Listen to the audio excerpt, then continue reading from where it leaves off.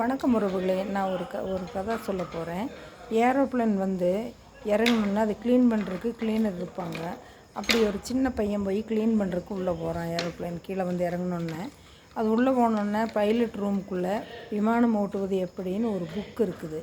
அவனுக்கு அதை பார்த்தோன்னே ஒரு ஆர்வ கோளாறு. அந்த புக் எடுத்து பிரித்து பார்க்குறான். சிவப்பு பட்டனை அமுத்தவும் அப்படின்னு சொல்லி போட்டிருக்குது. பைலட்டோட இருக்கையில் உட்காந்துட்டு சிவப்பு பட்டன் அமுத்துறான். அது ஆன் ஆகிடுது. அப்புறம் நகர்வதற்கு ப்ளூ பட்டனை அமுத்தவும் போட்டிருக்குது. இவன் ப்ளூ பட்டன் அமுத்தினா அது நகர்ந்தது. அப்புறம் மூணாவது பச்சை பட்டன் அமுத்தினா வேகமாக மேலே பறக்கும்னு போட்டிருக்குது. இவன் பச்சை பட்டன் அமுத்தி ரொம்ப சந்தோஷமாக பறந்துட்டு இருந்தான்.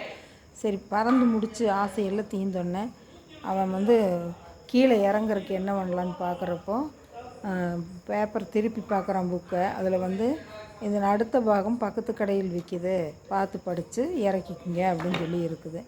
இவன் தேவையில்லாத வேலை செஞ்சுட்டு மேலே போய் மாட்டிக்கிட்டான். பார்த்திங்களா? அதுக்கு தான் அவனோட வேலையை மட்டும் அவனவன் பார்த்தா போதுன்னு சொல்கிறது.